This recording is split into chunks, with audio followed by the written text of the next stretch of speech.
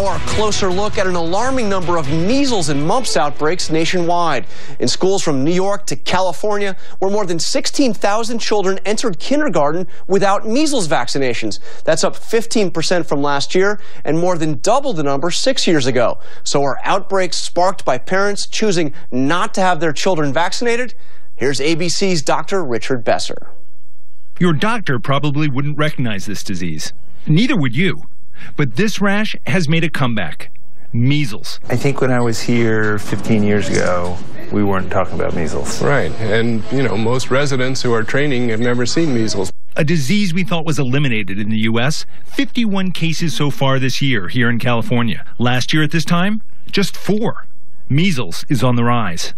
Dr. Mark Sawyer has prepared a negative pressure room here in the ER at Rady Children's Hospital to isolate potential measles cases. So this machine cycles air and puts it through a special filter which takes out any infectious agent. And he's bracing for more, because an increasing number of parents won't vaccinate their children or choose to delay vaccines past the recommended ages. We're up to 4.5% of our children at kindergarten age who've not had all their vaccines. That's a lot of kids. It's getting up there. And those kids are primarily from more affluent communities like Orange County, home to the Caricos and their 2-year-old twins who haven't had their measles shot. If you think about your philosophy, your approach to vaccination, sum it up for me. What's the risk? What's the reward? Right now, I find them to be at very low risk of contracting measles. An increasing number of parents believe that there are just too many shots all at once. The Caricos girls have had some vaccines, but their parents are holding off on measles until just before they start kindergarten. Parents like them are counting on the fact that most kids get the shots, giving protection to the rest. Hillary Chambers has something to say to those parents. That's not fair to everybody else. You're relying on everybody else to do it for you. Outbreaks occur when travelers bring measles in from other parts of the world where the disease is more common. During a 2008 measles outbreak in San Diego, Hillary's daughter was exposed to a child who got measles from another unvaccinated child. Her daughter had to be quarantined for 21 days. This incredibly infectious virus often encounters an unvaccinated child in a pediatrician's waiting room. Hi. Not in Dr. Stuart Cohen's waiting room. He won't accept families who don't want vaccines into his practice. And I'm drawing a line in the sand. Isn't it a parent's right to vaccinate their child or not vaccinate their child? Would you send your teen out to drive a car without wearing a seatbelt? Would you go out on a boating trip with your family and decide who wants to wear life jackets and who doesn't? That's like playing Russian roulette. You don't know if that's going to be the 1 in 1,000 child that's going to die from that illness.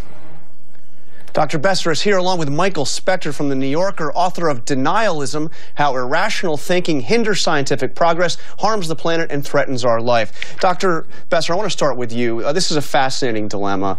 Two rights, two values here. One, individual rights, and the right of the community for public health. So my question to you is the public health concern so overwhelming that parents should be forced to vaccinate their children? Well, I think it is. If you look at the impacts in public health, there's been nothing that has equaled that of vaccination. And the problem we have is that the success of vaccination programs means that no one is seeing these diseases. And so they don't understand what can happen if we move back. I think if you want to send your kid to public school, there should be no ifs, ands, or buts about it. Your child has to be vaccinated. But how do you do that? I mean, how do you force somebody to stick a needle in their kids? I mean, how do you do I don't think we will be able to force people, and that's the problem. I agree with Dr. Besser, but the fact of the matter is we're not going to be able to force people to stick needles in their kids' arms. And so we need to do a much better, more powerful job of educating to them because they think about risk in the wrong way. People think about risks of something happening. They do not think about the risks of what might happen if they don't do this vaccine. And those risks are great, and they're getting greater. And you would say if you don't have a vaccine, you can't go to public school.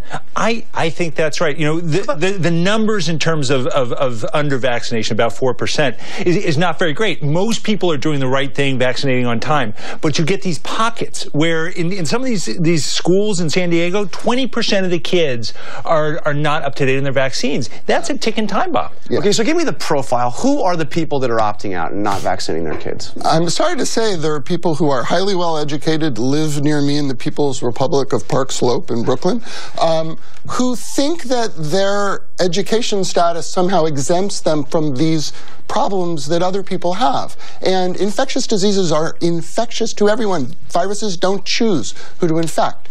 And they basically think they're smarter than the doctors. I think they feel that the risk is so low that it's not worth worrying about, and there are other things that are worth worrying about more, and they're wrong about that.